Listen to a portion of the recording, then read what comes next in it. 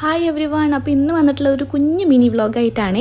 അപ്പോൾ നമ്മൾ യു എയിൽ വന്നതിന് ശേഷം ഒരുപാട് ക്വസ്റ്റ്യൻസ് മോളെ കുറിച്ചിട്ടാണ്. മോളെ സ്കൂൾ എന്തായി, നാട്ടിൽ പഠിപ്പ് നിർത്തിയോ, ഇവിടെ അഡ്മിഷൻ എടുത്തോ, അങ്ങനത്തെ ഒരുപാട് ക്വസ്റ്റ്യൻസ് വന്നിട്ടുണ്ട്. അപ്പോൾ അതിനുള്ളൊരു ആൻസറാണ് ഈ റീൽ. ഇവിടെ നമ്മൾ ഷാർജ ഇന്ത്യൻ സ്കൂളിൽ മോൾക്ക് അഡ്മിഷൻ എടുത്തിട്ടുണ്ട്.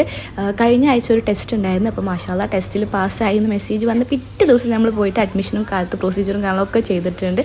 അപ്പോൾ ഇതാണ് സ്കൂൾ, ഷാർജ ഇന്ത്യൻ സ്കൂൾ. നമ്മളിവിടെ അടുത്തും ഒരുപാട് പേരോടൊക്കെ റിവ്യൂ ഒക്കെ ചോദിച്ചിട്ടാണ് അവിടെ പോയി ചേർത്തിട്ടുള്ളത്. അപ്പോൾ ഇതുവരെ മോശമായിട്ടൊന്നും പറഞ്ഞിട്ടില്ല, നല്ല സ്കൂളാണ് തന്നെ പറഞ്ഞിട്ടുള്ളത്.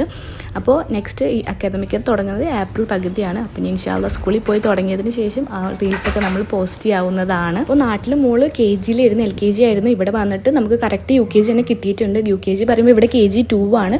അപ്പോൾ അത് തന്നെ കിട്ടിയിട്ടുണ്ട്.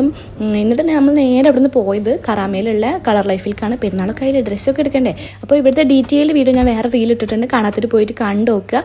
അപ്പോൾ അടിപൊളി കളക്ഷൻസ് ആണ്. അപ്പോൾ ഇതുവരെ പെരുന്നാൾക്ക് ഡ്രസ്സ് എടുത്തില്ലെങ്കിൽ നേരെ കറാമയിലേക്കുള്ള കളർ ലൈഫിലേക്ക് പോരെ. നമുക്ക് ഒരു ഡൗട്ടും ഇല്ലാണ്ട് നമുക്ക് ഡ്രസ്സ് എടുത്തിട്ട് വരാം.